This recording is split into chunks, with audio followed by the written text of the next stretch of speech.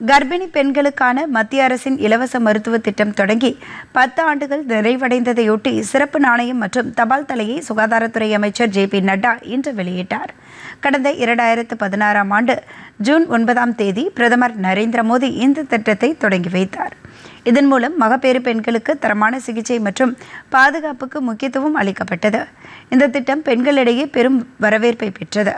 இந்நிலையில் இந்த திட்டத்தின் 10வது ஆண்டையொட்டி நடைபெற்ற நிகழ்ச்சியில் பங்கேற்ற சுகாதாரத்துறை அமைச்சர் JP நட்டா 75 ரூபாய் நாணயம் மற்றும் தபால் தலை ஆகியவற்றை வெளியிட்டார்.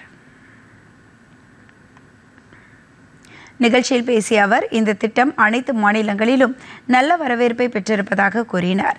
இதனிடையே இந்த திட்டம் பெண்கள் மத்தியில் பெரும் வரவேற்பை பெற்றிருப்பதாக மத்திய மகளிர் மற்றும் குழந்தைகள் நலத்துறை அமைச்சர் அன்னபூர்ணா தேவி தெரிவித்துள்ளார்.